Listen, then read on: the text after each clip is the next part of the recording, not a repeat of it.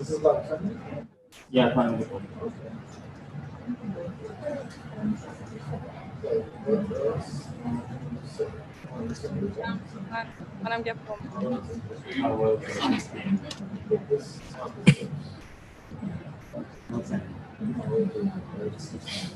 Assalamu alaikum, good afternoon, all of our participants who are joining us Zoom platform and who are watching us in YouTube channel online. It's such a pleasure to have you all in this economic session of the second International Ratings Forum to talk about privatization of state-owned enterprises, ease of doing business, role of legislative change in economic reforms in Uzbekistan. Also about FDI, logistics, infrastructure development, and data transformation in achieving better transparency and public access to information. First of all, let me speak about some technical issues. Would love to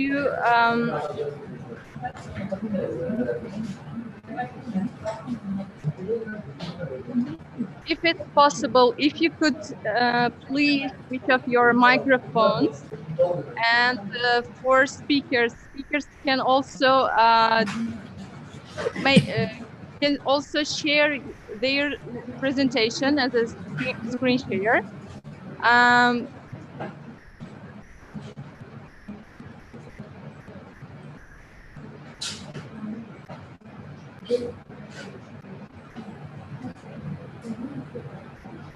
Also, I would like to remind you about our YouTube channel that is also performing online online translation on. Let's start. Today, we have a first speaker. Unfortunately, Mr. Sonatullah Bikanov, he couldn't participate with us. But Mr. Akram Muhammad Kulov, acting chairman of the joint stock venture with.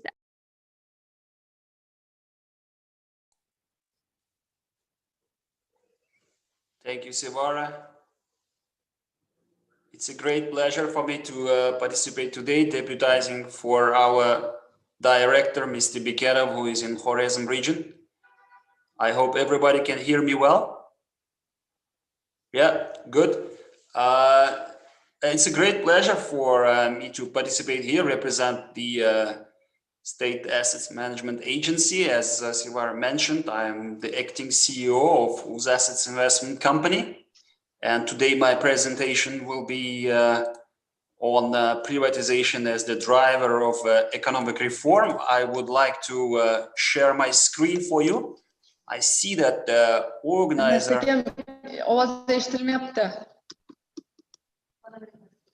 Shahnoza, kimnidir chaqirib olinglar, programmistlarning ovozi eshitilmayapti Akram akani.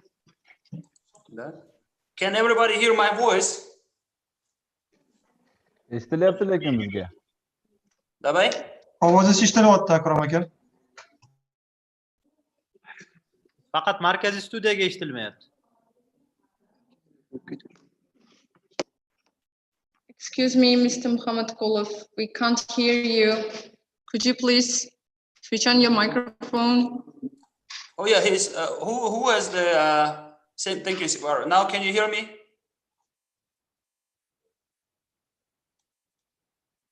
Can everybody hear me now? Hammamiz eshityapmiz, faqat markaziy studiyaga eshitilmayapti. Qolganlar eshityapti.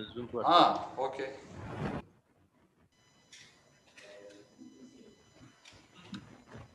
I see that the Ministry of Economy.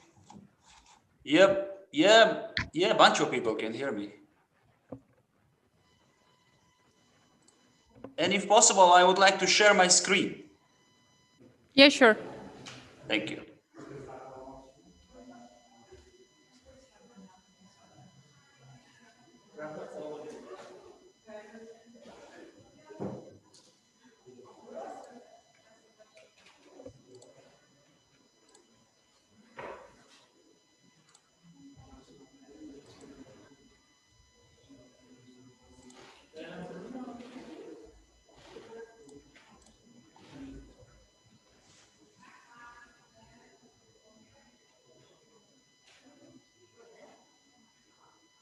see here there's somebody in Singapore and Istanbul office. Sicuro.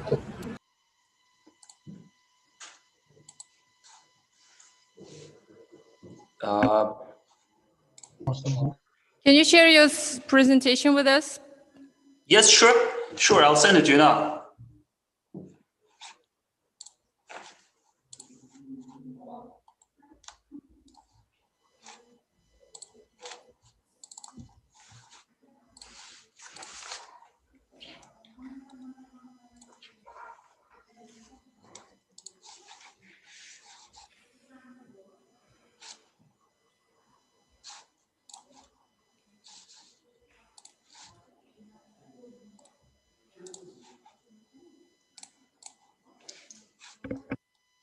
I sent the presentation to Ms. Lailo Hassanova. Yeah, maybe she will forward it to whoever is necessary. Who should I send it to?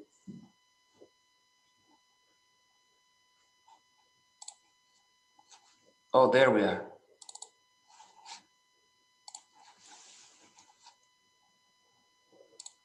Dear colleagues, I will start my presentation, and I titled it as Privatization as Driver of Economic Reform, just to give you a short overview of State Assets Management Agency. It's the agency that is tasked with management of state assets and implementation of the government privatization program.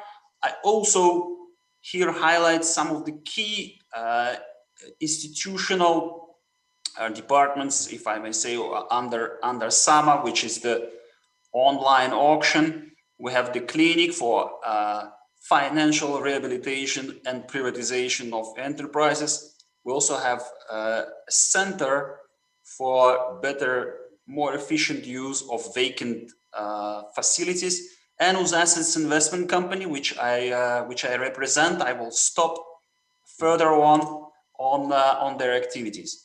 Now, it's important to remember the mandate and of SAMA and also our approach to work. As I mentioned, we are tasked with management of state-owned enterprises and state property.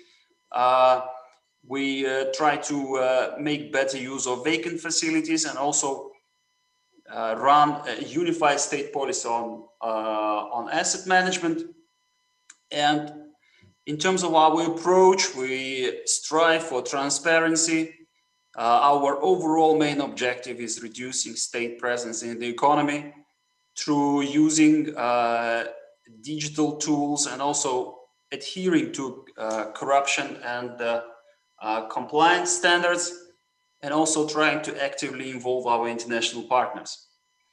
Now, we believe that privatization is one of the main ways or tools to improve economic freedom and ease of doing business. Here I focus on World Bank's ease of doing business and Heritage Foundation's Index of Economic Freedom. As I mentioned, accelerating transition from state-led economy to open market economy is our overall objective and goal. And we believe that the successful privatization in short to medium term will definitely impact business climate and further boost economic growth through these indicators that we mentioned here in terms of resolving insolvency for the doing business index. I will stop on this further on as well. And in terms of reducing the government participation in the economy, therefore, less SOEs and then less protection of SOEs, less regulation, and using vacant state facilities also for better use by small and medium-sized enterprises. In terms of anti-corruption and compliance, very recently we were awarded a certificate by CRT International. You see it here on the 2 certificates we got, 2016 and 14 on anti-bribery and asset management system. This further underlines and proves that we try to adhere to international standards on anti-corruption, fairness, integrity, and impartiality, and also trying to reduce red tape and bureaucratic obstacles. Now, in terms of scope that we face, just to give you a glimpse of our scope of work, We have about 2,700 SOEs, of which limited liability companies, joint stock companies, and then small unitary enterprises. You see that we have, they make up 55% of GDP, or they contribute to 46% of state budget, just to give you a glimpse of how large this task at hand is. Now, if we classify them, main areas of participation in the economy are transportation, agriculture, forestry, manufacturing, construction. You see here under others, we have also a whole bunch of companies, smaller, which make up those 2,700 enterprises that I mentioned that all need our attention. Now, we've been introducing corporate governance principle for several years now. Supervisory boards were introduced in 236 companies you see here, and then corporate governance codes. Lately, we've been very active in terms of recruiting independent board members in our companies, and then introducing compliance systems. And then highlight of our work is also introducing international finance reporting mechanisms. In terms of improving effectiveness and their competitiveness of these companies, we've created an internal data room, which is an electronic system via which we receive all the data here, analyze and monitor it, and then provide reporting to the government. You see here some of the results of our work in terms of numbers, in terms of how many business plans, accounting reports, and then IFRS reports we have delivered in 2020. The scope of work is, as I mentioned, is quite high. Now, how do we ensure transparency? The KPIs that each of the companies come up internally, they now have to be published, and then there has to be every quarter and annual reporting published on how they adhere to their own objectives and goals. We have a decree recently published, I think in October or so, whereby all the joint stock companies have to provide full information on their websites and also on the specialized open info platform. From 1st January 2021, all the companies, large companies, joint stock companies, banks, insurance, by large I mean more than 10 million in turnover a year, they have to, apart from the national accounting mechanism, they also have to report on IFRS. And also in terms of public procurement, which is quite important, all the joint stock companies and their subsidiaries, before we didn't have it, 100% subsidiaries, they have to publish all the information related to this, and the government also issued a decree whereby they will be audited yearly.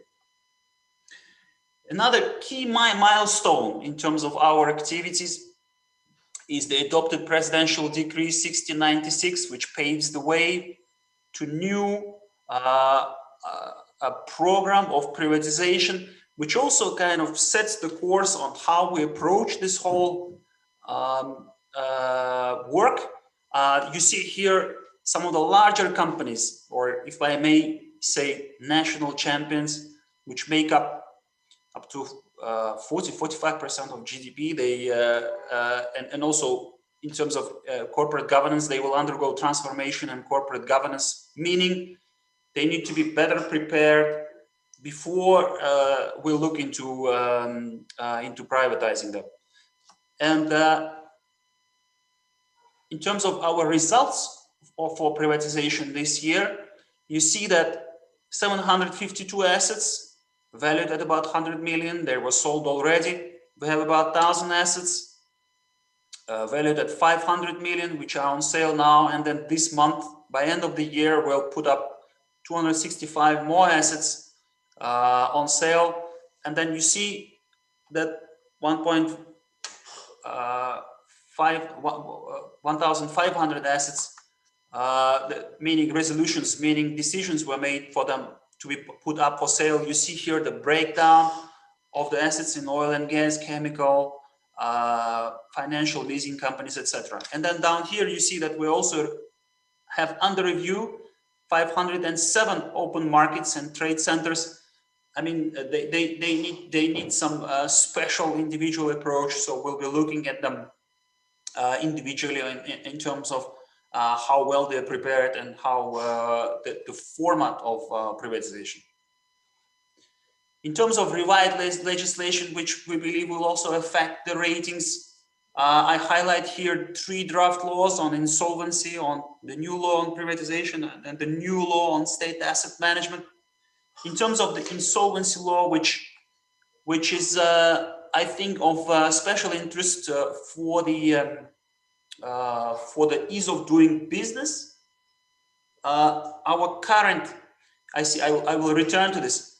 In terms of indicators, you see here that in terms of recovery rate, we're at 34.4 cents per dollar, and we hope that with the new insolvency law, which will be adopted hopefully early next year, will move up to 39%, which is 47.5. And in terms of our legal framework, the strength of our legal framework, we're now at 8 points. And hopefully the law, which was based on experience of US, Japan, and other developed countries with the recommendations of the World Bank, we're hoping that we'll be moving up to our target is 12 points. And then further on in 2021, you see that our resolving insolvency score, we're targeting even higher numbers of up to 54 with recovery rate 42%. And then hopefully in 2021, once this law is in place, the draft law in insolvency, we will reach the maximum points of 16% that we see here, even though average for Europe, Central Asia is about 11.2. These are basically our targets. Obviously, the World Bank and our international partners, they give their own score, but at least we're showing that we are hopefully moving in the right direction. Now, in terms of our institutional capacity and our mandate, we're setting a new legal framework, and in terms of our institutional capacity, boosting them. The online auction system has already put up for sale and sold almost 23,000 assets with attracting about 100,000 participants in auctions. This is really one of our very productive instruments that we use. And we also created the special clinic, as I said, for recovery, financial recovery, rehabilitation, and privatization of assets. So anybody who has any problems or any questions in terms of how the government is approaching this process, or if they have any issues, with assets, property that they've recently bought and they're facing some problems, they can always come to us. Our clinic is present in 14 regions, and it provides to us a feedback mechanism in terms of what small, medium business and enterprise needs for us to further improve. We also have a center for better use of vacant facilities, as I mentioned. You see some of the statistics here.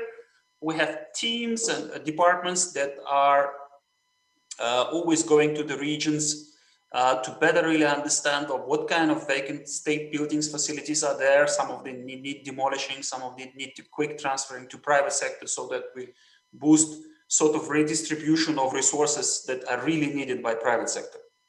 In terms of Uz Assets, the company that I represent, recently by a decree of Cabinet of Ministers, 6 companies were transferred to us, and the idea of Assets is that we accumulate the special expertise for individual sale of large scale, for instance, like Kizilkum Cement, which is one of the biggest producers of cement in the country, 40% of the market, meaning that we take up necessary steps for sale of these companies. We have vendor due diligence, we attract financial advisors and make these companies more open, more transparent in terms of their reporting, and thereby making them more attractive, market them properly, run road shows, and then hopefully maximize sale value of these companies.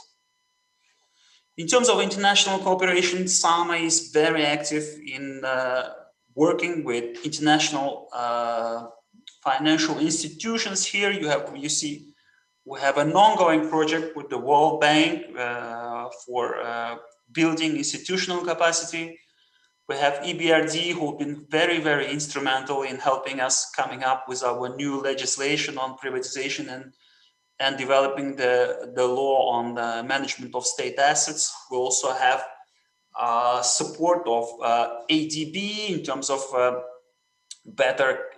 creating a better KPI system for monitoring our SOEs, and also have a French development agency which is providing staff to our staff trainings to our personnel.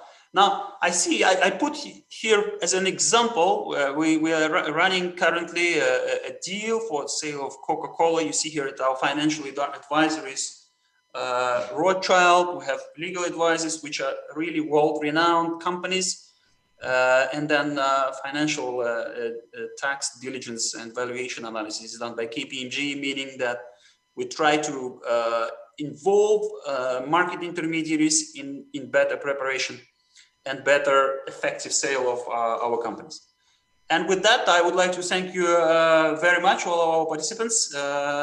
This presentation will be available for distribution through our colleagues at the Ministry of Finance. Thanks a lot. Thank you, Mr. Mohammed Kulov. And our next speaker is Stefan Thompson, who is the head of unit of investment and sustainable development of the OECD. Mr. Thompson, who is doctor,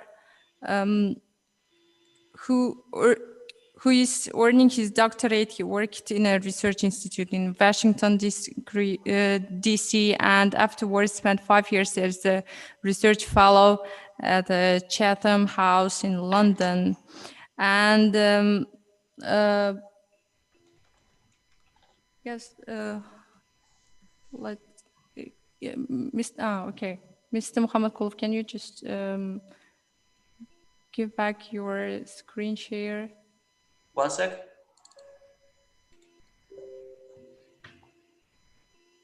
Yeah, sure. Do you see my screen? Yes. Yes. Okay.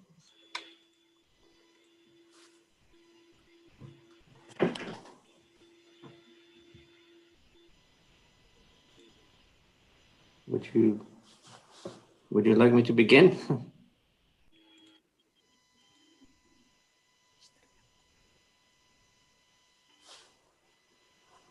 Mr. Thompson? Yes. Can you hear us? Yes. Can you hear me? Yes. Yeah, yes. Yes, sure. Let's start. Okay. Well, thanks. Thanks very much for inviting the OECD to be here today and to present the FDI Regulatory Restrictiveness Index. We've scored Uzbekistan, and we think it tells a very good story, I think, like many other indices about Uzbekistan in the past few years. Of course, the OECD has many indicators like the World Bank does, and we'd be happy to work more closely with you to incorporate you in many of these indices. But let me say from the outset, as Professor Guriev said this morning, you know, an indicator is only a measure, and what really counts is the impact of, in terms of growth, in terms of attracting investment, and even beyond investment, the impact that the investment has on the local economy. So we're happy to share the index. We think indices are an important tool, but we recognize that it's just one part of the story, and it's a complex story. Well, let me just explain a little bit what the index is, because you're probably not familiar with it. And I think it's important to understand the scope of the indicator, what it does look at and what it doesn't look at. So of course, like any indicator, it's a tool for benchmarking. We have 80 or so countries included. It's a tool for showcasing reform. When we undertake an investment policy review, we we create a time series with the indicator to show how much that country has reformed over time. And of course, Uzbekistan since 2017 would show an enormous improvement in this score. And of course, ultimately, we use the index to estimate the impact. What does removing restrictions imply for attracting foreign investment. Now, we only look at statutory restrictions, the actual rules on the books. And we look at all discriminatory measures between foreign investors that discriminate against foreign investment, whether in terms of market access or national treatment. Now, there are 4 types of measures that we look at. The first one, of course, is a screening or approval mechanism that is specific to foreign investors. Now, as far as we know, you don't have this in Uzbekistan. The other restriction, which is the most common worldwide, is equity restrictions. And these are usually by sector, and they differ. The equity ownership share might differ by sector, or it might be capped at 49%, but that's the most common restriction worldwide. Other restrictions we look at are on key personnel, if there are restrictions on hiring, bringing in foreign expatriate managers or experts. And the 4th type of restriction is operational restrictions on land ownership, capital, profit repatriation, branching, reciprocity, discriminatory minimum capital requirements, etc. But we don't look at implementation. We don't look at how you implement the actual rules in your laws. Now, for some measures, I don't think that's much of a shortcoming. I think if there's an equity restriction, it's fairly transparent and it's usually applied across the board in that sector. But screening, for example, it's not the case in Uzbekistan, but screening, there's more discretion, there's a discretionary element. There might be undertakings, there might be requirements imposed on the investor as part of the approval process. So it's a lot more difficult to say how rigid a screening mechanism is. But overall, I think in terms of the other measures, I think we capture them fairly well. We don't look at public ownership. If you don't allow domestic or foreign private enterprises into a sector, we don't consider it closed, we consider it open, because you're not discriminating between foreign and domestic private investors.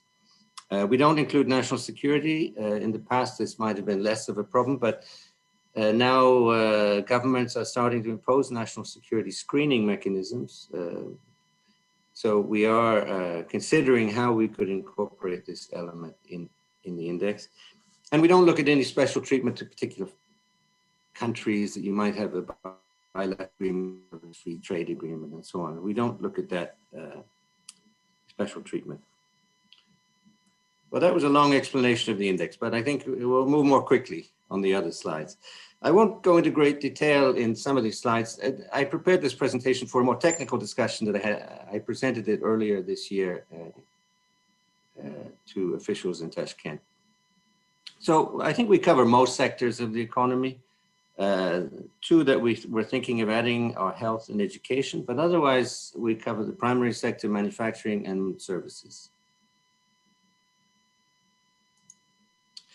Now, the methodology itself, we keep it as simple as possible. We apply equal weights. We're thinking, as I mentioned earlier, of revising the methodology, but the variation in the scores across countries is such that no change in the methodology will dramatically shift the ranking of individual countries. There's too much variation worldwide. And finally, horizontal measures. We give you, if there's a sectoral restriction, we score that for the particular sectors. But the measures that have the most impact on the index score for a particular country are the horizontal ones, which apply across all sectors. Now, this is just to show you how different countries worldwide perform under the index. It's just it's a curiosity, I think. If we ignore Algeria and Libya, which have special cases, you see that there's a regional sort of trend that Asian countries, on average, including OECD members, tend to be more restrictive. European countries, followed by Latin America, are the most open. And of course, you can see Uzbekistan within the Asian region is quite open, more open than Kazakhstan, Russia, and all countries to the east. So yes, there's wide variation across countries, but there's some sort of regional trend as well. That's, I think, the only point from that. Now, why do we have an index? I mean, why it takes a lot of time to compute these scores, and we have to update them every year for 80 countries. It's a lot of work. Now, why do we do it? Well, we do it because more restrictive economies tend to attract less FDI. Now, that might seem obvious in a way. If there's a prohibition on foreign investment, you're not going to get FDI. But most restrictions are not actual prohibitions. They're just, you have to share the equity with a local partner or a joint venture requirement or something like that. But those two do impose a cost on investors and do lower the potential investment, foreign direct investment that you might receive from abroad. Now you can see we've calculated this for most of the countries in our index. The stock of inward stock of FDI for each country as a share of GDP, and then the index. So the higher score under our index means a more restrictive economy. So as you move out, those countries are more restrictive. And what you find is as we would expect, that as countries become more restrictive, they receive less investment. Now, Uzbekistan, you can see, is below the line. So in a sense, what it shows is that given your level of openness, you're still not attracting the amount of investment that we would predict in this very simple model. But it's a complex, it's a very complex issue, how much a government attracts. And I'll discuss that at the end. But I think it does show a certain amount of underperforming vis-a-vis your potential to attract investment. And we found that liberalization can, in some cases, can double the stock of investment in an economy. We have a study on that that's cited here. We'll leave this slide, this PowerPoint with you. Now here again, the scores, higher the score, more the economy. These are I think the 80 countries or so that we've covered. You might not be able to read all of them, but you can see, first of all, Uzbekistan performs better than the other countries in Central Asia. And second, it performs pretty much at the OECD average. So your level of openness, or statutory openness, is equivalent to the OECD average. And it's roughly the same as Turkey at the moment. And of course, if we had your score for 2015, we would show substantial improvement over time. Now, looking at it by sector, many countries tend to have restrictions in the same sectors, business services, real estate, media, some transport as well. And you can see that in some sectors, Uzbekistan actually does better than the OECD average. It has high restrictions in media, but this is quite common, not only in the non-OECD area, but among OECD countries as well. And it has restrictions in business services, legal services, as far as we were able to determine.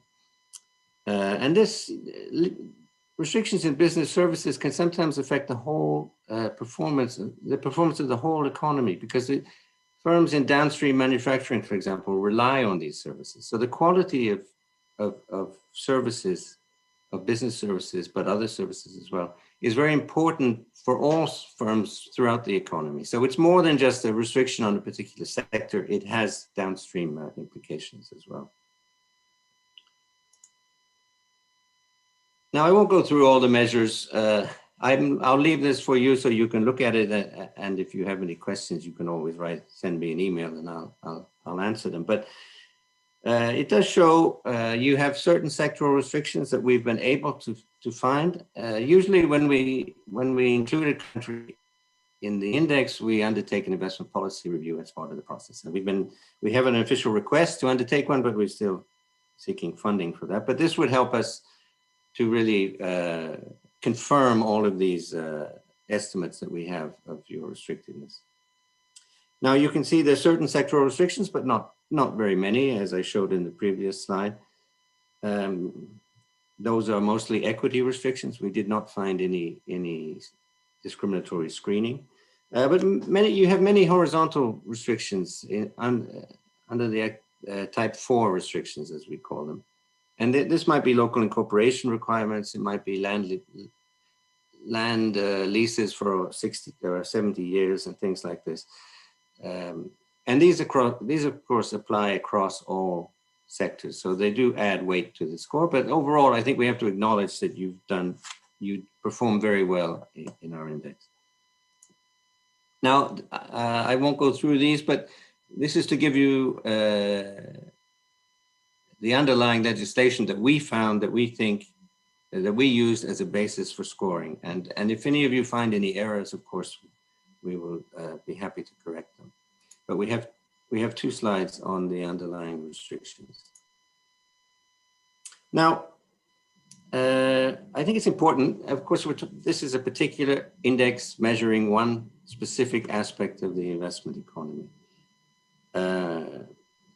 We would be happy to work, when we do undertake this investment policy review, we will of course look in more detail at the restrictions. We'll look at whether further reforms might, how other countries have liberalized, what the implication has been in these particular sectors for these particular measures. So we'll try to give you an estimate of the benefit that might accrue from further liberalization of your investment regime. But I think overall, liberalization, deregulation should be done, as was mentioned this morning by Professor Guriev, it should be done on the basis of regulatory impact assessments and not just to improve scores in rankings. You need to look at the restrictions that you have in terms of FDI, and you need to look at whether they're necessary, whether they're effective, and whether they might even be counterproductive for what you're trying to achieve.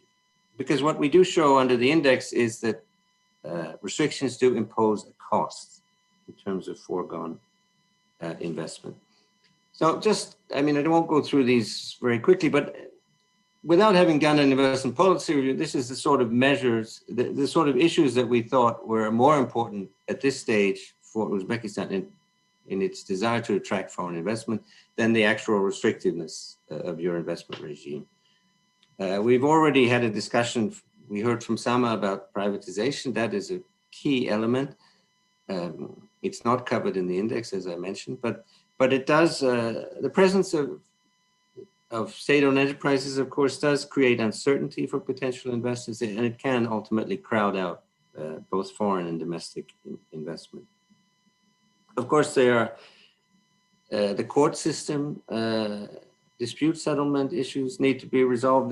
We found this in many countries in Eurasia. It takes a long time to improve the functioning of a court system.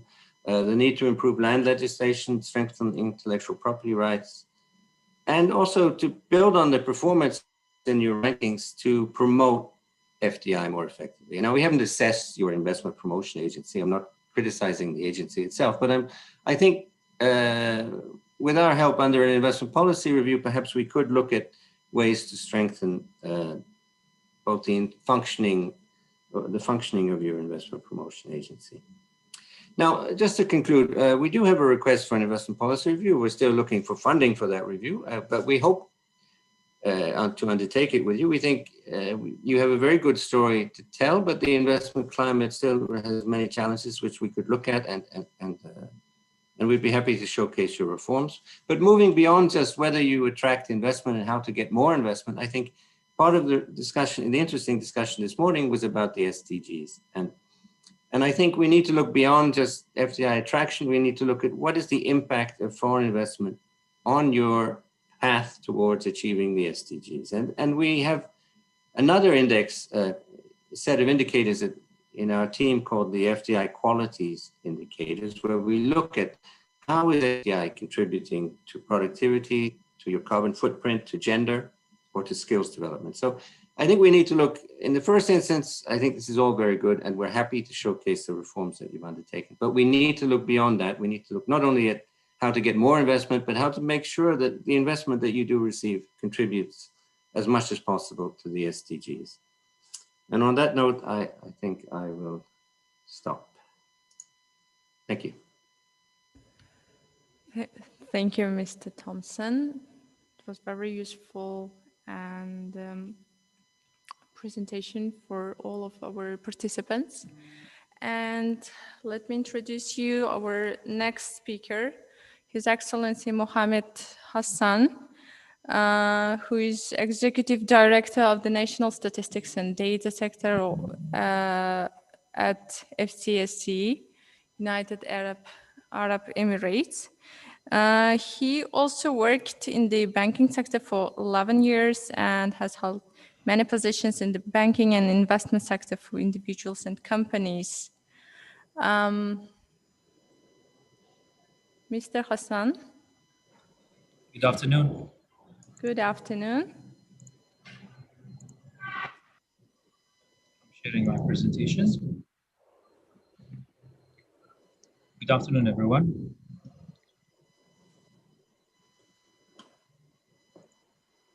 The topic today will be around the data transformation, achieving better transparency and public access to information. All of us knows that we went through many digital transformation when it comes to data. In 2008, there were a lot of companies or digital media company came in place like Uber, WhatsApp, Instagram, and others, who we thought that they did a huge disruption in the markets when it comes to understanding of data. If we notice that they actually came in place or they've been launched in 2008 to 2010, but if we look at when is actually the disruption happened, we can see that actually it happens in 2013. So when they came in 2008, the movement was happening gradually, but suddenly in 2013, the entire society started looking at the data in a different ways. And that happened after a couple of years. We can see that the disruption of these digital media in the way that they have access to data and the usage happened 2013. And the entire data revolution came in place, and a lot of people say, is actually the data the new oil? I would say it's actually the new coins that is going to really digitize the entire economy of countries. And it's important how actually we are going to provide the information to our leadership and actually to the societies. This is one of the case scenarios where government totally transformed the way that they share their data to public and actually to a research. So this is Manhattan, where they have a major issues in taxi traffic on the city of Manhattan. They have more than 6,000 taxis. What happened is that they fed all the information. So what the government did, they shared all the information to academia. And actually they start running, MIT start running an artificial intelligence algorithm to be able to calculate what is the best solution. So instead of the government trying to do all the job, actually there are academia who develop algorithms to understand and actually to do a lot of the studies. And they came to a conclusion. So if they used pooling services and these taxis, they would have reduced 6,000 taxis to 3,000 taxis in a day. And at the same time, what they can do is actually they reduce number of hours and they increase the profit. So the way that data transformed today is very important, how government share this data. All of us, regardless, like Uzbekistan statistics and UAE statistics, we have the standard access to data. We share our data on this standard format like Excel, CVS files, or on our website. But this is the traditional way where we are heading as a country today. So UAE changed their landscape of providing the data. So we currently have 4 input of data if we look at this data revolution era. One is the active human-driven content, which is actually all the data that we produce as a human in social media and digital media. We produce around 2.4 quintillion bytes of data. And if you put that in a CDs, actually it is the highest of 2 massive buildings or skyscraper in the country. The second input of data is the passive human data, which is the data that we create from mobility, a human mobility using a mobile, a human transaction online using the financial transaction, and internet search, which is becoming a media of analyzing what the people want. The third one is the digital administration. Today we have a government records, and this is the basic and the traditional ways. At the same time, we have data from private sectors. The last is the geophysical. So we can see a lot of changes happening in the or in the Earth observation data and the remote sense data. Today we have companies like Planet.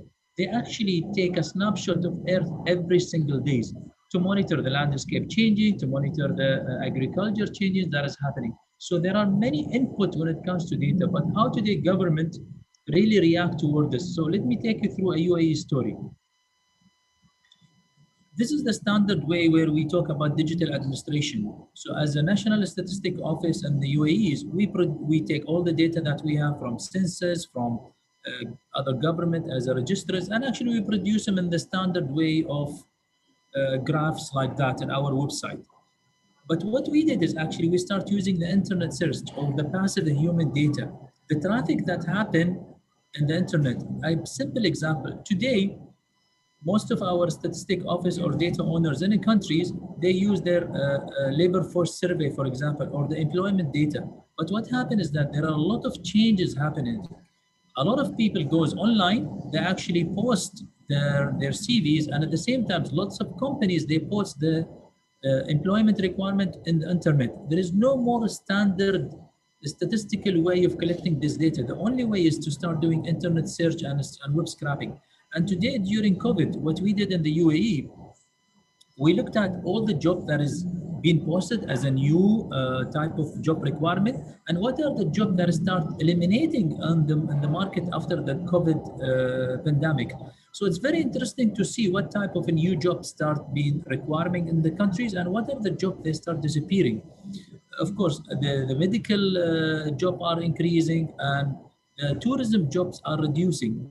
But what is interesting is to see that in tourism sectors, actually the call centers start increasing more and more in terms of job requirement.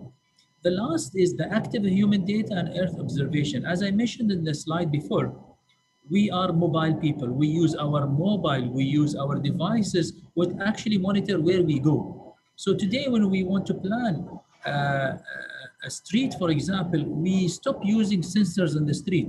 We can use the private sector data like the mobility data, and with the GIS information where that person is working and where is actually he's living, we could see that the traffic is happening from one way, from place A to place B. So when the government start deciding on how actually to solve these problems, it's easy to use these type of data. So the access to data and the data transformation is totally changed the way that we are looking at data. So we have 4 input, and government needs to transform the way that they provide data, not only for themselves, but actually for the societies who will be developing applications or solution on their behalf. This is how we actually restructure our data exchange concept in United Arab Emirates. On the left side, you could see that previously we used to have decentralized data flow and decentralized government services. The concept that we are doing today is actually centralizing the data flow and decentralizing government services. A simple example for that. So today, when I go and apply for a service, I use a specific identity to identify myself as Mohammed. At the same time, when I want to use a date of birth, I should only have one register or one government register that have the date of birth of myself. The reason is that to avoid all the duplication, and that register has to be centralized in one place, and it was actually distributed across all the other government services, including the open data concept that we developed. So this data is not only available for government, it's also available for societies.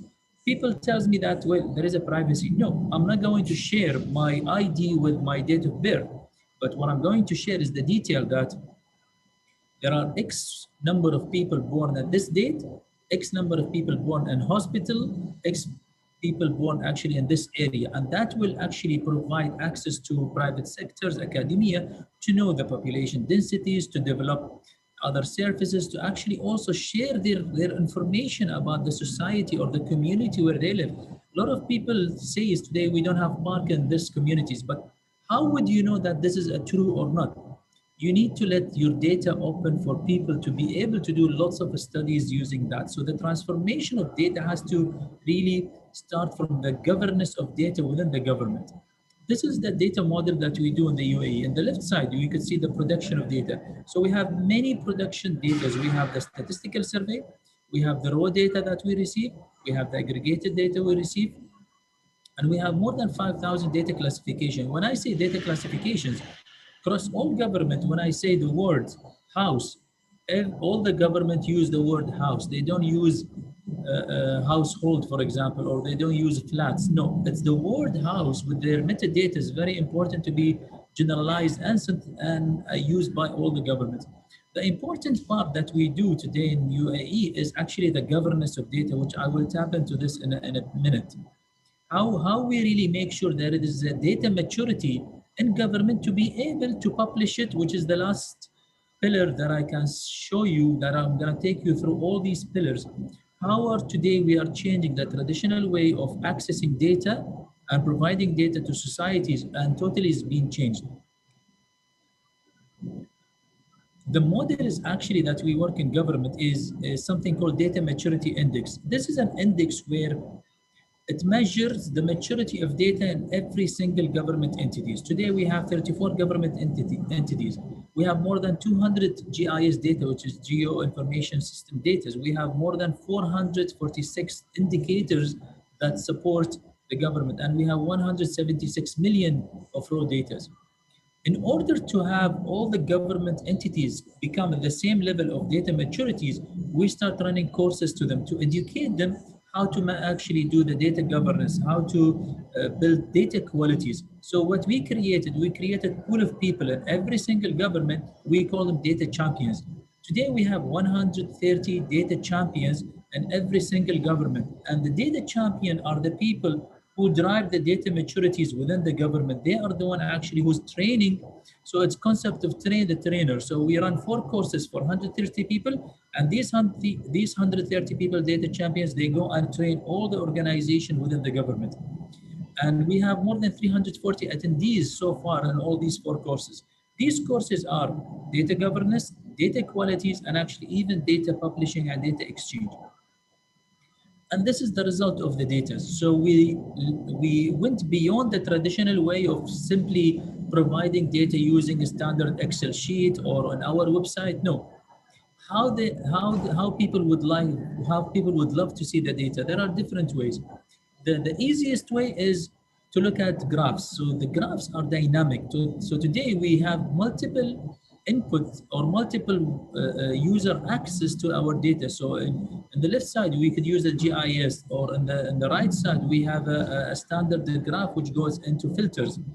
And all these actually come from the same database, but actually the interface are different. This is one of our latest changes in terms of data access or information access. We developed something called UAE.stat. The difference between this and our traditional way is that previously what we used to do is we developed we produce the data in a standard way like in Excel. But today we left it to the society or to the user to decide how he wants to create the data. So we start putting all our historical data since 1975 in this website. And we gave the option to the user to create his own table, to create his own time series, to create his own design. So instead of me determining as a government that this is how we should use our data, no, I let the user actually use and create his own data. So this concept is using SDMX, which is Statistical Data Exchange Model. And actually that model is providing also an update. So for example, if I created a table of employment, automatically the next time that me as a government update that information, it goes to the end user. Today also, so I created a more interactive way and to inform the end users there is an update in information. So in case that individual wants to really update the information. Last but not least is the Leadership Information Board. Today we have one screen that tells the leaderships this is the current status of UAE across all the countries. So they have the ability to go to the smallest area in any of the cities and say that I want to know the total populations of people in that city. I would like to see number of male and females. I would like to see number of the schools, the hospitals. Does number of hospital, number of beds actually accommodate the requirement of that societies? I want to see number of police stations. I want to see number of hotels in that area. So this is like an information board for the leadership to be able to look at the smallest area in the countries and decide, shall actually shall we build a hospital here, or actually we should put a school? We also included further soft information like the happiness of that communities, the security of that communities, the accident and the crime that happen in that communities. All this information provides really different way of looking into data in a very simple ways for decision makers. And to wrap it up, the concept that we are trying to drive today in UAE government is actually to try and really power all this data using artificial intelligence tools. So this is the new map that we are trying to do. So the data that we want to receive, it has to be now real data. So we'll start from here. I want to see as a government all the real-time data integration. So I don't want to wait after 1 month or after 1 year to receive data. Normally, all the data comes after 1 month, cleaning it and whatsoever. But we want to put the algorithms, the AI tools within that, so we receive daily data. The second part is how can we automate the data management? So if I receive millions and millions of data every day, how can we really restructure that data in an automated way? So we eliminate the human interference on that. Now, imagine in the third steps, we have something called data standardizations. Imagine I have 34 government departments, and every government department actually collect data in different ways. Now, the new services are, all of them are online, which we are letting also the individual to actually produce or actually add data. So how can we really standardize our data? Today, I'm going to put my age as date of birth, date as a 2 digits, month as a 2 digits, year as 4 digits. Other government might put it as a year in 2 digits. So how can I really standardize all data?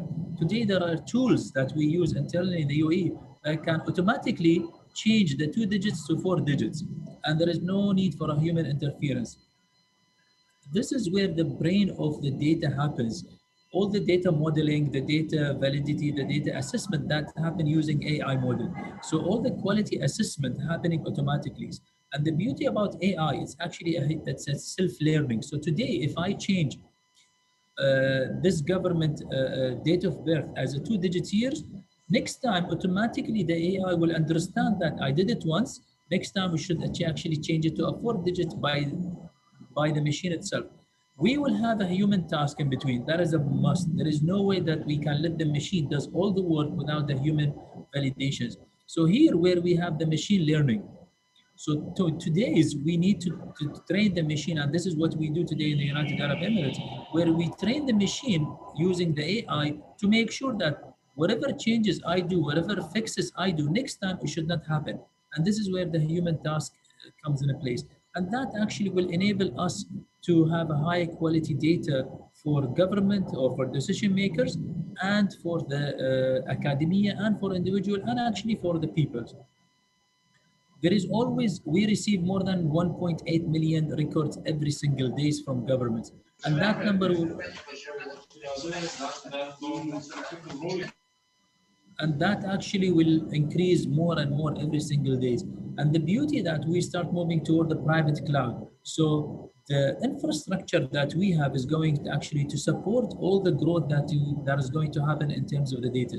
We haven't yet started the data from, let's say, from the internet or from the digital media, and that will have a dramatic increase of data. So we can go up to 2 quintillion bytes of data every day if we start really collecting the data from the internet. So all this concept actually to make sure that we avoid these challenges that we have. We have large volume of data, so we use the private cloud. We have different sources, so we use actually the artificial intelligence. We have fast changing data, so the AI interference with a human provide us these changes. And the last part is the legacy classifications. We want to eliminate the legacy classification of data. We want to move toward the new digital data management, toward a new way of providing data to the society or to the peoples.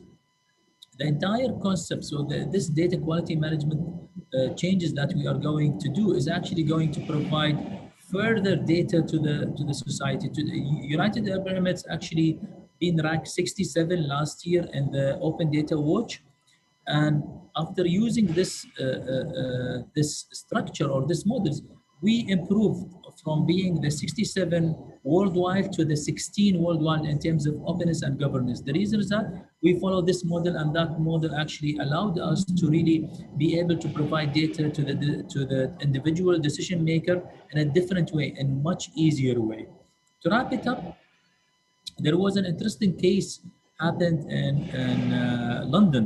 So London transportation authorities, the government themselves, what they did is actually they also changed the entire concept. They did not develop any application for London Metro, for example. What they did actually, they opened all their data and they allowed the student, they allowed the academia, they allowed the private sector to develop their own application to put the metro map. So this is an important way, or this is an important step which actually saved government a lot of budget. So government does not develop any more application, but actually they empower the user to develop application for them. So this is a really an interesting way also in terms of providing access to users. So with that, I end up my presentation. Thank you very much.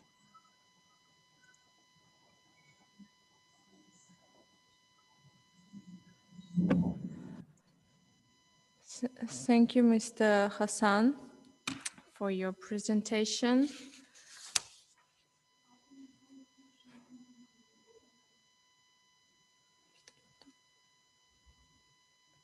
Thank you very much for your presentation. And our next speaker is Mr. Daniar Ganiyev. He is the deputy of the Legislative Chamber of the Oli Majlis of the Republic of Uzbekistan. And he is a member of Liberal Democratic Party of Uzbekistan. He will talk about role of legislative change in economic reforms in Uzbekistan. Ahmad, thank you, Sarah. Can you hear me? Can everybody hear me? Yes, we hear you. Before I start, I would like to thank the organizers of this forum and the Ministry of Finance for the invitation. It's both privilege and pleasure for me to speak here among the most experienced experts and progressive thinkers. It is obviously without doubt that dramatic changes have occurred during the last 4 years in Uzbekistan since Shavkat Mirziyoyev's election as the president. And at no other time since Uzbekistan's establishment as an independent state, there was a political and economic reforms introduced or implemented with greater speed and impact as been for the last 4 years. From perspective of economic development, the changes such as unification of exchange rates and liberalization of foreign exchange market, removal of informal barriers to the free movement of people and capital across borders, especially with neighboring countries. Also, reduction of custom charges, reforms in banking sector and money circulation, radical changes in taxation. This all could be hailed as examples of highly successful reforms. Most importantly, this policy of economic liberalization started to pay off very quickly because as a direct result of these reforms, we could see that within short periods of time, the country has improved its place in a number of global rankings and indices. While reflecting on these positive changes, I think it's very important to note that successful implementation of any reforms require sufficient legal frameworks and regulation. Therefore, to provide a legal framework for this ongoing large-scale reforms in political, economic, and social spheres, the Oli Majlis have adopted nearly 250 legislative acts and 5 legislative codes during the last 4 years.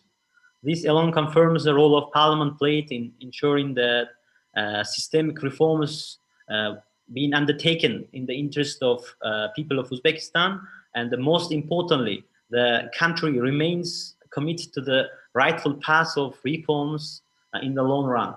And therefore, with your permission, today I would like to highlight some of the key legislative acts adopted by the Oli Majlis in support of economic reforms and impact of these acts in effectiveness and success of economic reforms undertaken in the country during the last 4 years. In the society transitioning towards more democratic system, the government of Uzbekistan has recognized the importance of transparency and accountability. Therefore, it has taken very bold and decisive steps as part of country's reform agenda. Under the leadership of our president, His Excellency Shavkat Mirziyoyev, the role of parliament in discussion and adoption of state budget, and as well as exercising a strong parliamentary control over public finances, has taken a completely new form. It's fair to say that Parliament's active involvement in development of country's fiscal policies has led to increased budget transparency, improved management of public finances, simplified tax regulations, tax system, and most of all, reduced the tax burden, which all, I could say, remarkably ambitious steps with positive and tangible benefits. During the last 3 years alone, between 2018 and 2020, the Oli Majlis has adopted over 40 legislative acts in relation to ongoing fiscal reforms in the country. For example, the state budget for 2020 was adopted through law for the first time rather than presidential decree, which further highlights the growing role of parliament in the budgetary process. With the adoption of this law on the state budget, all extra budgetary reforms and projects financed through international financial institutions or public borrowings all consolidated into the state budget. Also, with the law, there is a limit now on raising annual limit on raising external public debt. The Parliament also recently reviewed reforms on public procurement because it's, I believe, very important. The mere fact that public procurement accounts for nearly 20% of GDP shows the importance of regulation in public procurement sphere.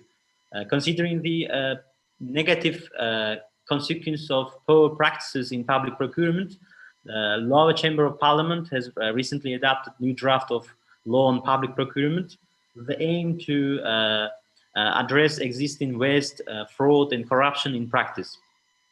As deputy of legislative chamber, who was personally responsible for adoption of this act, I'm confident that implementation of this new legislative act will serve us as an important strategic reform in procurement management in order to deliver more economic and social outcomes, while at the same time increasing openness and transparency in public spending.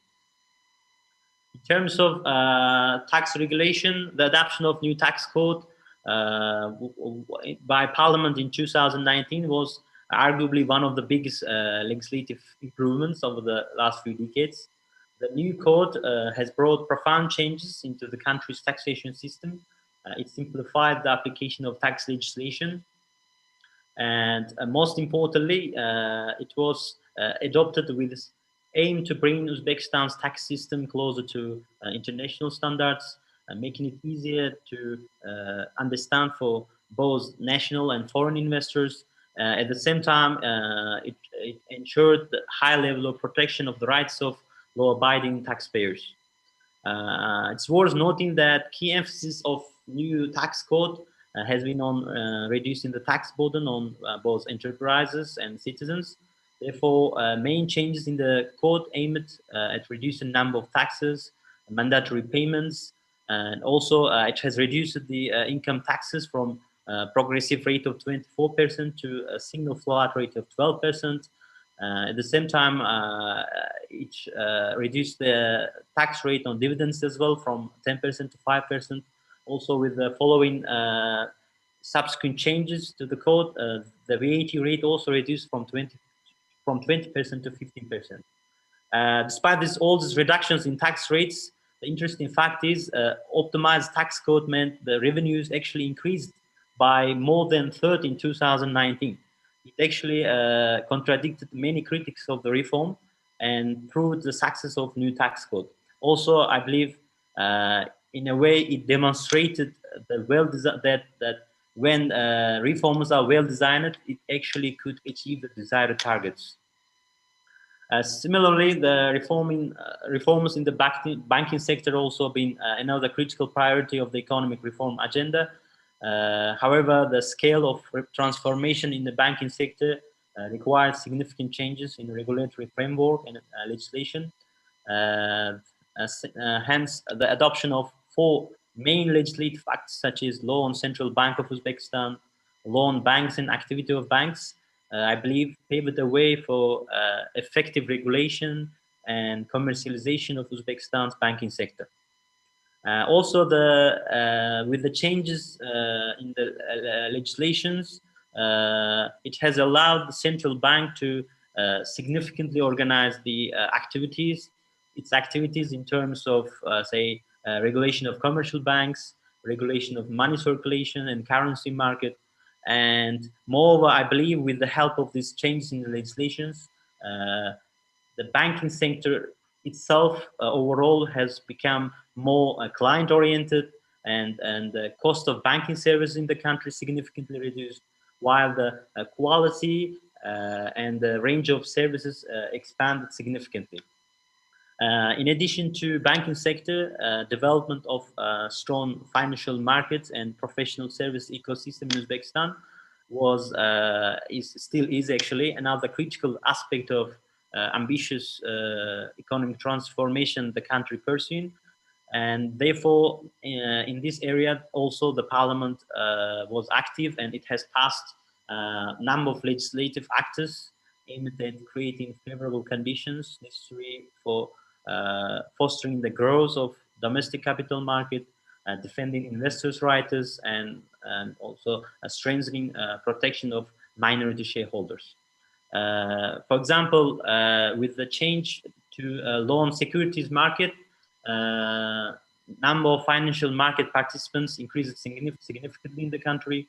Also, the change to that very certain law simplified the existing legal requirements for issuance of corporate bonds, and now from medium to large limited liability companies are also allowed to issue their own corporate bonds and use financial market as a efficient source of finance. Also, with this change to laws, the restrictions on foreign investors of ownership of domestic stock companies also minimized, while the responsibility and the accountability of a board of directors and senior management to shareholders significantly increased. In addition to legislative changes in capital market, the parliament have also recently adopted new draft of law on audit, which aims to bring the national regulation framework in line with international auditing standards, enhancing the relevance and reliability of the audit reports, at the same time maintaining high quality in order to meet the needs of investors. Also, it facilitates the work of audit committees. To sum up my points, I would say that while enormous legislative progress has been made in relation to areas I just have discussed with you, but still the regulatory and legal sphere continues to face teething problems. I would say some issues and weaknesses in terms of transparency and inconsistency and inefficiency of legislation, real separation of powers and checks between state authorities still remains to be addressed, still remains to be resolved. Moreover, existence of, I would say, artificial barriers for new enterprises to enter the market, also high tariffs and non-tariff barriers imposed to imports, provision of, I would say, privileges and tax preferences to a selected group of people or selected individuals continues to damage competition in certain industries and sectors. In addition, as our previous speaker mentioned, state enterprises still dominate key areas of our economy, unfortunately, and reforms to break up of these so-called natural monopolies and domination of these large state-owned enterprises, unfortunately, have been very slow. And also, another biggest problems we face is a pervasive culture of corruption it continues to consume the country's resources actually for decades. And I believe it sort of requires very effective changes in our legislation in order to deal with these problems. Nevertheless, I strongly believe that our country moving is in the right direction, and with great confidence and pride, I would say that we have strong leadership under the President Mirziyoyev, also right caliber of talents, the necessary resources, appropriate guidance, and the determination to achieve the strategy our country has chosen to follow. Also in this difficult path that lies ahead of us in building new Uzbekistan, the parliament, I'm confident that it will continue to support government in effective implementation of large-scale reforms by providing legal framework and also playing active role in planning and assessing potential national development programs, policies, and while at the same time placing strong parliamentary control and monitoring oversight over the performance of executive authorities. And that's it from me. Thank you very much. Thank you, Mr. Ganiyev. It was very for your presentation. And our next speaker is Mr. Timur Husanov, who is head of department at the Ministry of Economic Development and Poverty Reduction of the Republic of Uzbekistan. Mr. Husanov had experience in leading positions in the metallurgical industry of this country. And he will talk about doing business index in Uzbekistan's progress in 2020. Mr. Husanov, can you start? Yes, hello everyone. Hello dear participants of this economic session. I would great pleasure to give me opportunity to say some achievements that we have in the ease of doing business in Uzbekistan in the last couple of years, and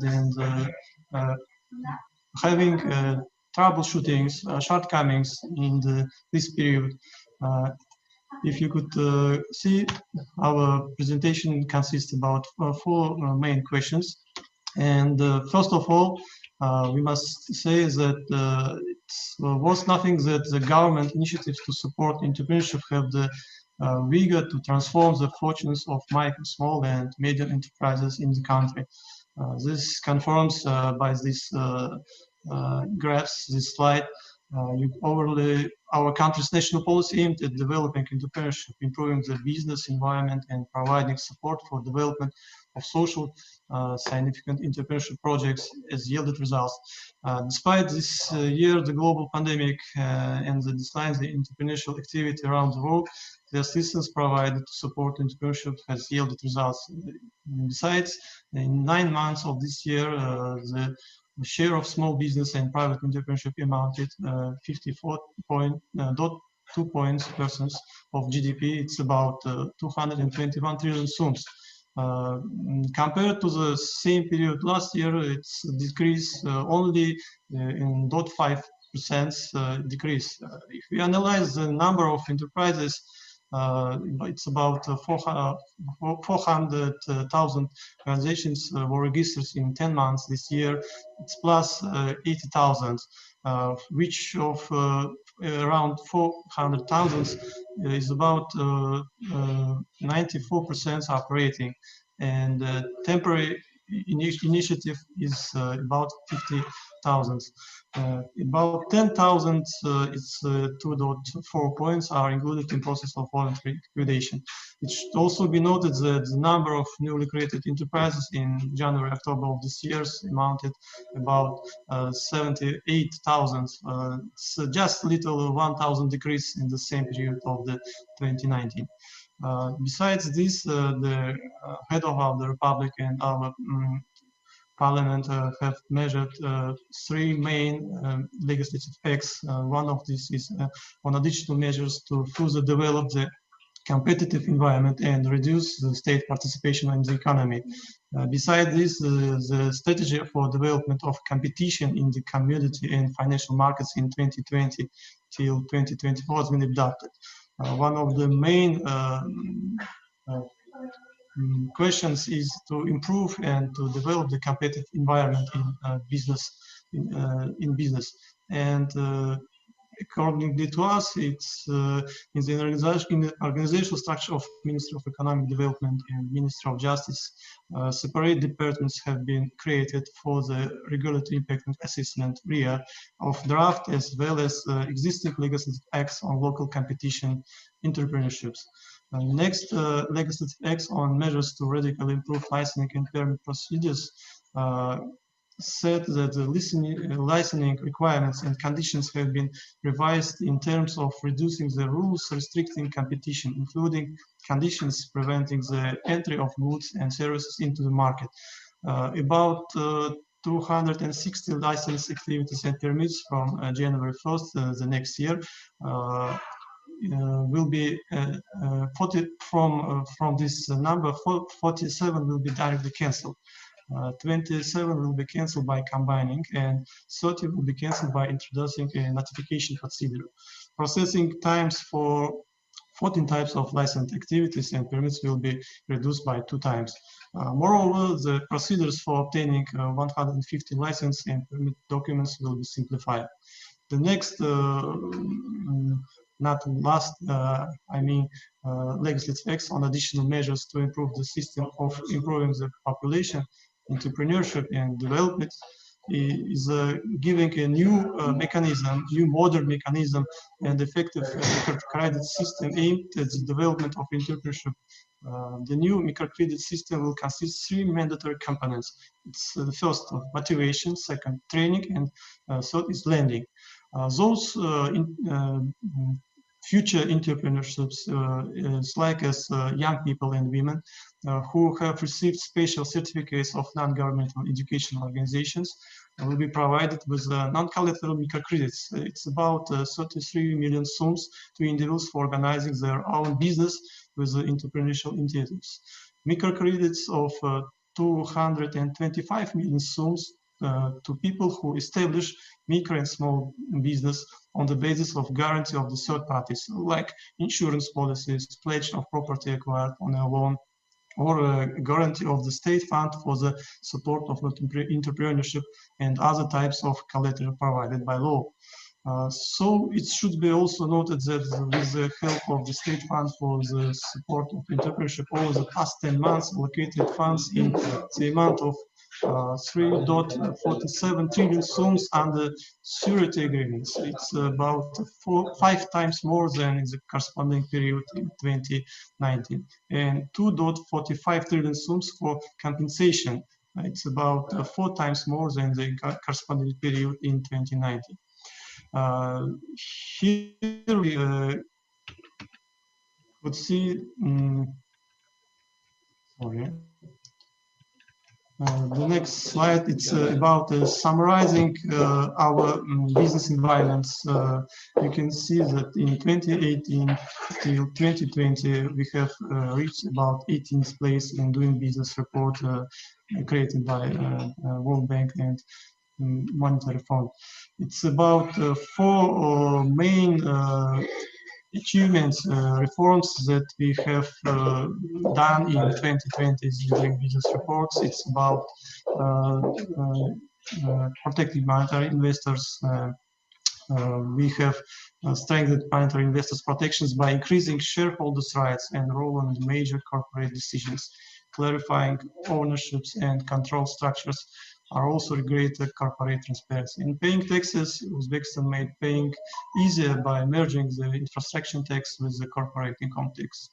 Enforcing contracts, Uzbekistan made it easier by introducing a consolidated law on voluntary mediation and establishing financial incentives for the parties to attempt mediation and publishing performance measurement reports on local commercial courts. In trading cross borders, one of the least indicators for us Uzbekistan made trading cross borders easier by introducing risk-based inspections and simplifying import document compliance. If we go further, in this period of 11 months of 2020, we have achieved some good results in some of the indicators of doing business report. For starting a business, almost all banks, about 32, have with 861 branches have been integrated into the system of opening bank accounts remotely. In getting electricity systems according to the mandate to the administrative regulation for provision of state services for the connection of legally entities and individuals to electric grids, the contract payment providing external power supply for consumer with a capacity up to 140 kilowatt can be made at the expense of the territorial electrical networks enterprises funds. This benefit is subject to reimbursement of all costs by consumer with 1 year installment payments for 12 months by equal parts. In the field of real estate registration, the cadastral agents under the State Tax Committee, an independent organization responsible for real estate registration and maintenance of the relevant state cadastres, has been established. Due to the clearing of payments through the Munis information system, the procedure for verifying debts for utilities in process of real estate purchase and sale between business entities and legal entities has been abolished. Open database on real estate on the portals Register Uz and MapGeo portal has been established too. It's now possible to file a complaint during the registration of real estate directed to separate the territorial independent commission for dispute resolution online. In protecting military investors, the responsibilities and obligations of the governing bodies of the joint stock company, implementation of transactions and are strengthened. In particular, a member of the company, supervisory board, director, or member of the board, as well as a trustee, misleading information or knowingly providing false information, violation of the procedure for information established by this law, offering to enter into major transactions that cause harm to the company or transactions that have an interest in their implementation, including those that are made by the parties themselves or their affiliates at their own expense, will be liable for the damage caused by society as a result. For paying taxes, a new system of refunding the negative amount of value-added tax to entrepreneurs has been introduced. As a result, a total of about 7.06 trillion sums as of December 1st were returned to entrepreneurs. It's about 5 times more than corresponding period last year. In trading cross borders, expenses for obtaining permits and certificates for exports of fruits, vegetables, and textiles and products are covered by the export promotion agency. As a result, from the January 1st this year, about 130,000 permits and certificates was 230 million sums were reimbursed. As a result of the introduction of automatic registration, automatic distribution of customs cargo declarations, previously several service books required 2 or 3 hours. Now, this process takes about 1 or 2 minutes. The single window custom information system has been developed. To date, more than 28,000 users have been registered in the system. It's must to say that 40% of the activities is about by this system. The total number of applications submitted from the January 1st to December 1st, it's about 5,000, which of 73% are done in less than 3 days. Excess time and costs spent by entrepreneurs have been reduced by establishing procedure for sending preliminary information on goods and means of transport exported across the country in electronic form using the service MyGo-Uz. In enforcing contracts, the time for consideration of a petition for pretrial settlement has been reduced from 30 to 15 days. The plaintiff is a legal entity and has the opportunity to file a lawsuit electronically. The law on courts stipulates that cases should be distributed to judges only automatically. The Code of Economic Procedure provides for a ruling on the preparation of the case trial. If we going next, we have three indicators that getting down the results of doing business. It's trading across borders, dealing with construction permits, and resolving insolvency. You can see that our position grown from the last report, but we have still systematic issues in this indicator. It's not fully compliant with the requirements of international standards. Lack of effective interagency cooperation, lack of information system and their integration in the activities of authorized bodies for the issuance of permitting documents, taking long time of customs operation and inspections of other authorized bodies. In order to eliminate the existing problems and shortcomings in the field of international trade, the concept on reforming customs administration and increasing the efficiency of the state customs authorities in the years 2020 till 2023 was approved. By this, we have plans to reduction of customs clearance times for export 5 times, for import in 2 times by improving the customs information system single window. Integration of information system of authorized bodies of foreign economic activity with custom information system and provision of custom authorities and authority bodies with modern types of technical equipment and laboratories. One of the main issues and one of the main working questions at this time is the full implementation of the risk management system in the activities of the authorized bodies to foreign economic activity for the implementation of inspections and issues of permits. In dealing with construction permits, by this time we have 2 main points. It's the cancellation of the procedure for notification by business entities of the start of construction and installation work, and the second one is the direction by the public services centers of a positive conclusion of the examination of seismic resistance and fire safety of the facility in accordance with the project documentation. By the way, objectives for the next 5 years is agreed by the strategy for modernization, accelerated and innovative development of the construction industry of the Republic of Uzbekistan.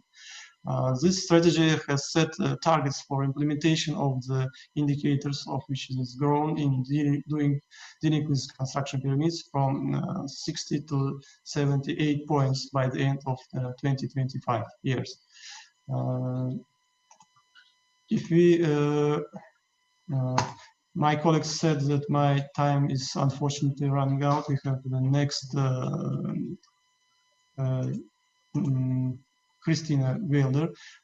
If we give him 1 minute, I will say that our main task in the next year is with help of the new mechanism of KPIs, it's forecasting and achievement of key performance indicators.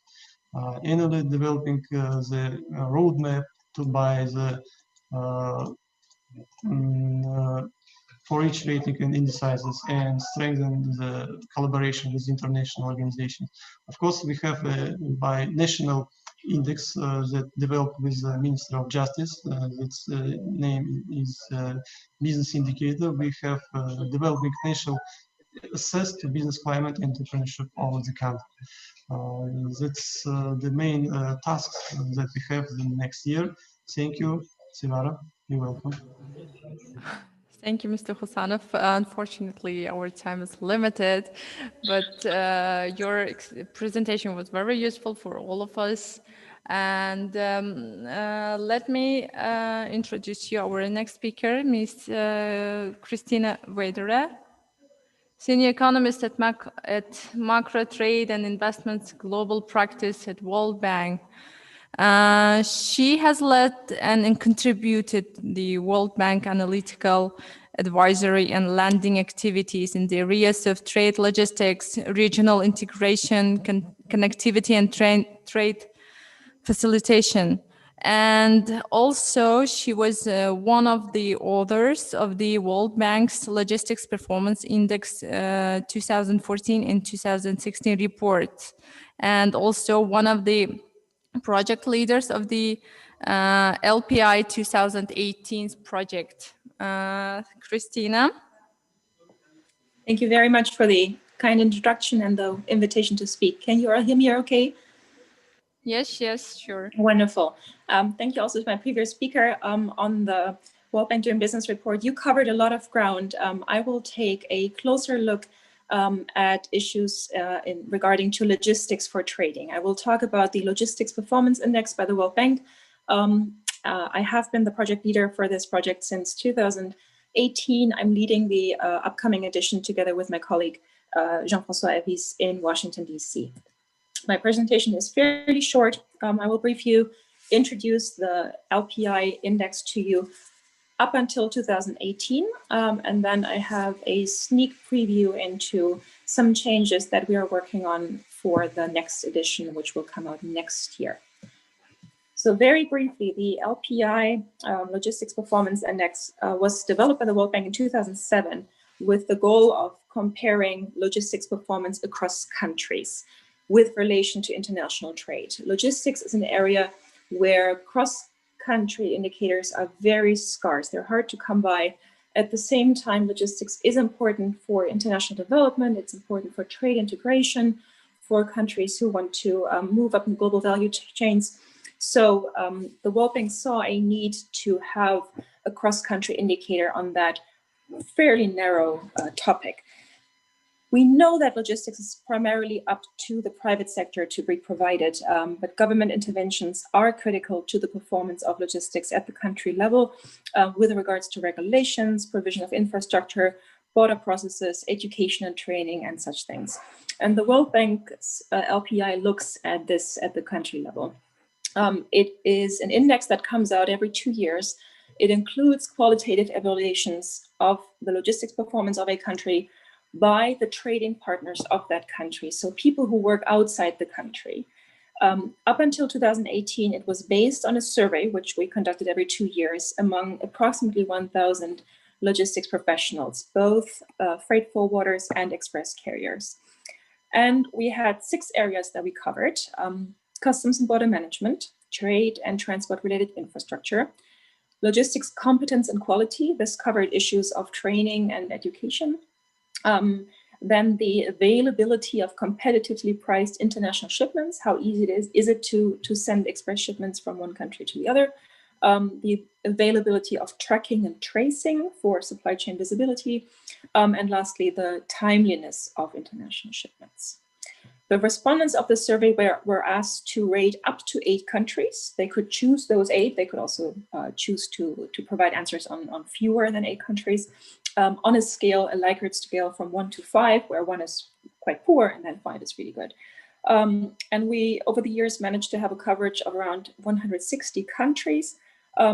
These scores that the survey respondents provided were converted into a country ranking. We published both the country scores and the country ranking.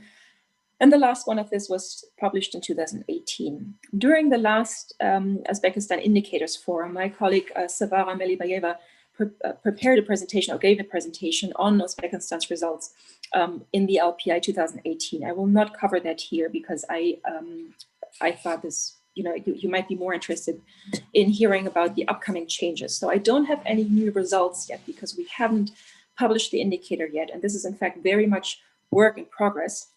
But we are working on a new edition of the LPI with some significant methodological changes. Normally, we would have published an index in 2020, right around this time, maybe a bit earlier. But we decided to have an update of the methodology, and that pushed us back, and then COVID came, of course. So the timeline we're looking at is sometime in the second half of 2021. A caveat for everything that I'm going to present here: this is work in progress. Not everything is fixed yet. I'm giving a sneak preview, but please bear with me if I don't have answers for all the questions that you might have. Our impetus for doing these changes were that we believe that while the current LPI is a helpful reference for countries as a benchmark, we could combine different other sources of data with the current LPI that were not available about 13 years ago when the current LPI was inaugurated. So the idea is still that we want to provide some benchmarks for cross-country, but we needed this with this update. Back in 2006-7, when the current LPI was developed, there were, put it differently, in these times, 2019-20, we have opportunities in terms of data related to supply chains that were not available when the current LPI generation was conceived. The data landscape has radically changed, and we would like to tap that data, that innovative data, to improve the LPI. What we have now is a wealth of connectivity and supply chain microdata. This is microdata that is collected by private companies, other organizations on cross-country shipments of goods. And at the same time, we have this new data, we also have new tools. First and foremost, machine learning and big data analytics that can make sense of these vast amounts of data, which wouldn't have been possible before. So since we know that the LPI is popular, but it has its weaknesses, we decided to come up with something slightly better. The main criticism of the current LPI is that it fluctuates, it can fluctuate a lot across years for one country, both in the terms of scores and in terms of ranks. The changes in terms of ranks were the most pronounced, where sometimes it wasn't immediately obvious to logistics stakeholders in the country why these large changes, both positive and negative, were occurring. The other challenge we had was that the only data collection we did was a survey. All our data was based on a survey. It was a tremendous challenge to increase the number of respondents, which we wanted to do to reduce the so-called noise in the data to come up with more robust results. And I've worked on the previous 3 surveys, and together with my colleagues, we've made lots of efforts to increase the number, but it has proven very challenging. Lastly, the data that we published is perception-based. It is not based on hard supply chain data. It is based on the perception of logistics professionals across the world. And that could lead to the feeling, or again, the perception that the performance of a country is not adequately represented. So the concept that we prepared for the LPI 2.0, as we call it, so the new LPI, is a version of the LPI keeping its good parts, but based on actual hard supply chain data, namely tracking data and big data sources. We will keep the survey. We will implement it much less often, probably about every 4 years. There will not be a survey in 2021. There was no survey this year. But with more frequent updates of the underlying LPI, ideally every year, like the Doing Business, or maybe keeping the old LPI schedule, which was every 1 to 2 years. Now, what are these sources of data that the mysterious ones that I'm talking about? We have 3 buckets of potential data. The first and most important one is tracking data, so micro supply chain performance data. This could be shipment level data from global sources. It could be the tracking of assets, logistics assets in the sense of containers, ships, trucks that are moving and are typically equipped with, for instance, RFID sensors, where we have different data points at each position on the supply chain. The second large bucket is geospatial data. So this would be information in particular on trade-related infrastructure. Could be infrastructure regarding roads, railroads, could be warehouses, anything that could be seen on mapping software, which then with big data analytics could be converted into a performance-like measure. Lastly, we have the non-traditional sources. This is the biggest question mark. So one idea we had was to use data from social networks like LinkedIn on the sentiments of logistics professionals regarding logistics in their country. So there could be a sort of web scraping of, for instance, supply chain disruptions, which then could feature again in that performance measurement. Again, these are all potential data sources. Not all of them have been decided yet. Not all of them have been secured yet. These are examples of potential variables, but I believe I covered that already in the previous slide. So let me finish on this one.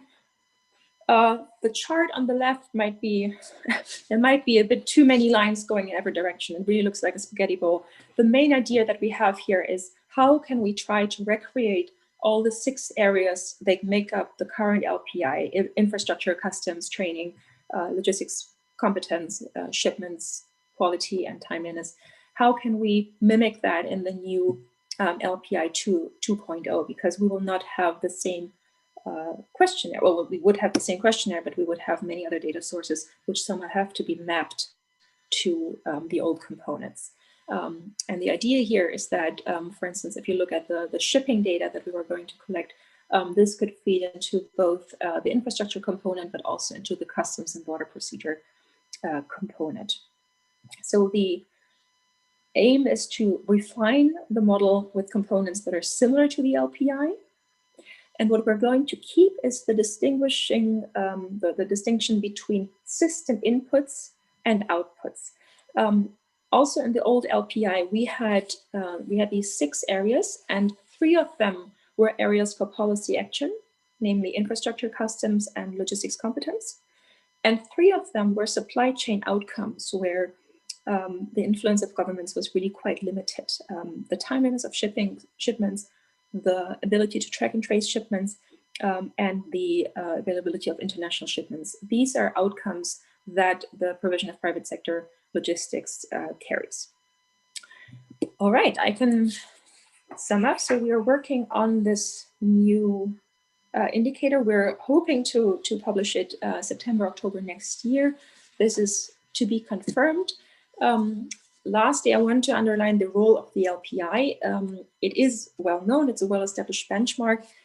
It does not do it doesn't do everything. It's not the end-all be-all of logistics performance measurement. It is a good measure of supply chain efficiency, and we're going to keep that. It does provide information to a country where a country stands. It gives a crude indication of the problems in logistics, but it is not a full-blown diagnostic, of course, of a country. It is too coarse-grained for that. It targets international supply chains, so it looks at the performance of so-called gateways, ports, airports, but also international land borders. So it may not fully reflect the quality of internal connectivity within one country, of domestic logistics, and that goes especially for geographically large countries. It also goes for landlocked countries such as Uzbekistan, where international trade necessarily has to go through transit countries unless it's carried out by air traffic. So the LPI is not on its own a diagnostic tool. It needs to be supported by specific tools designed to perform that function. And one project of the World Bank that I am not involved in, but my colleagues are, is a technical assistance project led by the Ministry of Transport and the Ministry of Investment and Foreign Trade in Uzbekistan with the World Bank, where they look at the logistics performance in the context of the efforts of the government to improve the country's logistics environment. So that is a good example of how one can go deeper beyond the LPI. Thank you very much for your attention. I'm happy to answer questions. Thank you very much, Christina. And we have approximately 10 minutes to the Q&A part. And if somebody has a question, please, you can write in our chat. And before we receive questions, we had a question from Avaz from BBC to Mr. Mohammed Kulov. He just noticed that an interesting point in your presentation, nepotism. How are you supposed to curb it? Mr. Mohammed Kulov, are you here?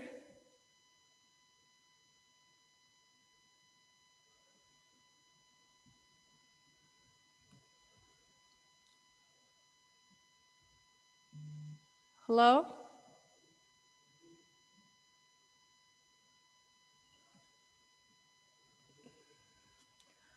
Probably he's...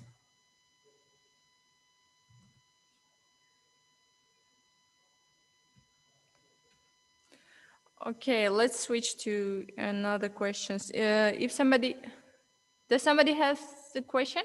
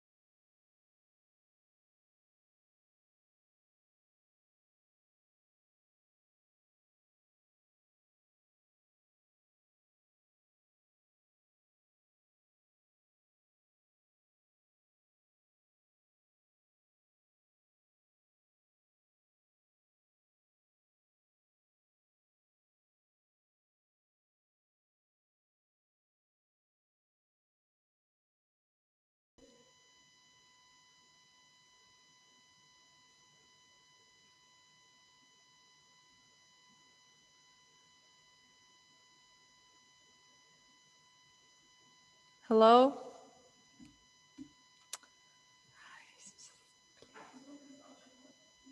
Yok, bulmadım mikrofonu.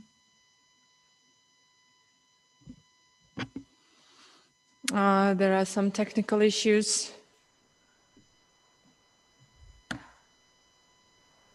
Can you hear me?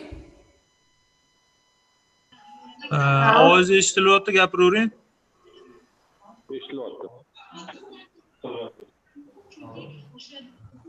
Is Akram Mohammed Kulov here? Yes. We had a question from Avaz from BBC, and he asks. Yes. I sent him a reply. Oh, okay. Did he receive it? No, we haven't received it. No, I sent him a reply in his private, but I can. Yeah, I can. Wait. Okay. My question to Christina. Christina, can you give some recommendations for the countries, for the double locked countries? How can they rise their positions in LPI index?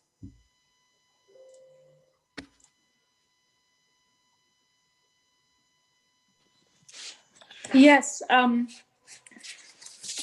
tough question. We sometimes, or we usually caution against the goal of raising the rank within the LPI as a goal in itself. The goal really should always be to improve conditions on the ground for traders. So, be that reflected in the LPI or not it's an important question, but the bigger question really is, how does it look like for traders on the ground? And in terms of that, it's always a good idea to look at how easy it is for them to do trade and transit through transit countries, and how the efficiency of border management is doing. Connectivity of different transport modes is another big issue.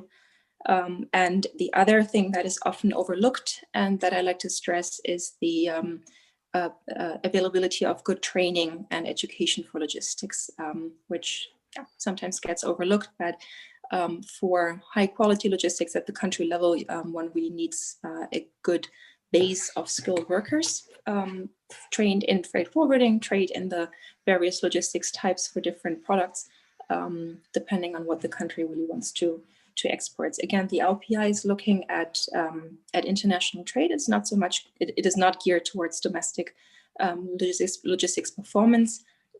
We do cover that in the current LPI. We're also trying to recreate that in the new LPI, but the domestic LPI has never been and will not be in the next edition part of the international ranking. So the international ranking was and will be focused on the performance of international logistics. Oh, thank you very much. And does somebody have a question?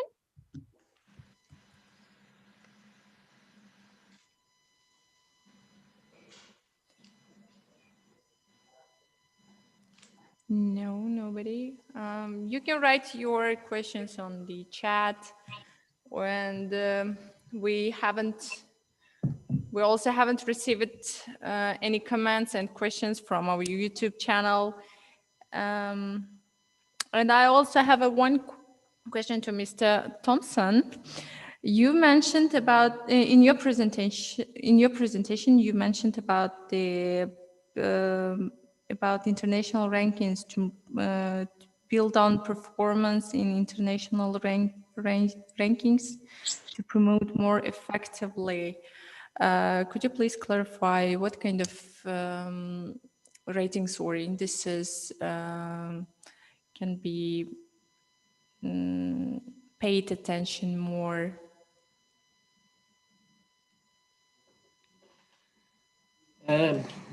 Well, I mean, there are so many indices now, not only OECD, World Bank, but many, many indices. And it is important to show reforms. I think it's important to benchmark against peers and show reforms. And I think Uzbekistan since 2017 has demonstrated a capacity for reform that we haven't seen in many countries. We work with a lot of countries on investment policy reviews that would like to improve their rankings in doing business, but somehow don't manage to. So we have to give you credit for the reforms that you've undertaken. But I think we need to move beyond just the ranking, the improvements in the ranking. It's important, but we need to see, are you getting the investment that you would expect? And if not, why not? And is this investment that's coming in from abroad, how is it contributing to your to achieving the Sustainable Development Goals? So it's a more fundamental question. I mean, we have indicators that look at that, how FDI, the impact of FDI, but it's not a ranking system. It's more just assessing where you stand in terms of the impact. And ultimately, that's what you want. You don't want just investment for its own sake. You want impact, and that's a bit more complex than just than these rankings. Thank you. Thank you too. If nobody has a question, as I see. Okay.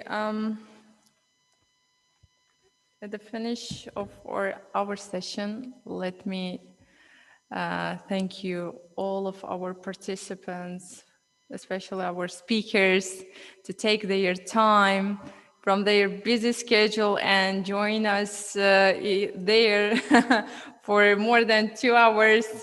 And it's such we hope that all participants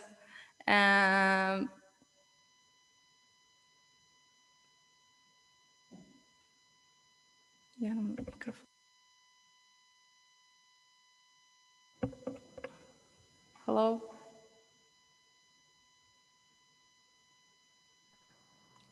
We can hear you, okay.